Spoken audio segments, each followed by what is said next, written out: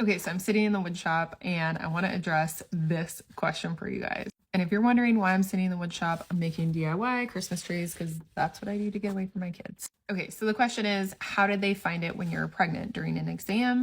So here's the thing, I was having symptoms for over a year. I knew something was wrong. My local doctor had looked at me. I had been examined 4 times.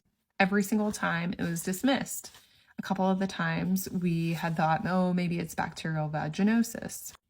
The one time that we were pretty sure that's what it was a Friday, 5 o'clock, and the lab was closed. So she asked me if she wanted me to just go ahead and get started on some antibiotics. We were going on vacation the next Monday, and so instead of sending that off to the lab like she should have done, we just called it bacterial vaginosis, misdiagnosed once again. So the reason why they found it when I was pregnant was because I started going to a different doctor that was about an hour away from me in the big city. This doctor started looking at everything, putting it all together, and realizing this picture doesn't line up. I'll never forget. She called me, I think it was like a Friday night. It was raining. We were out to eat. I went outside and talked to her, and she just was like, I need you to come back in.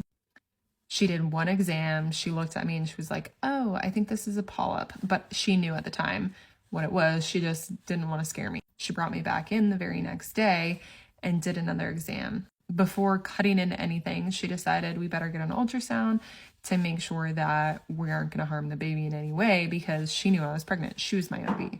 They did the ultrasound, and sure enough, right there, huge tumor hanging off the end of my cervix. So they took a little piece out of the tumor, sent it off, and I had to wait. I was told no news is good news. Time passed, days passed, weeks passed. I think it was over 2 weeks. And then she called me. I'm right there, sitting on the carpet in my living room. I was diagnosed with almost stage 2 cervical cancer.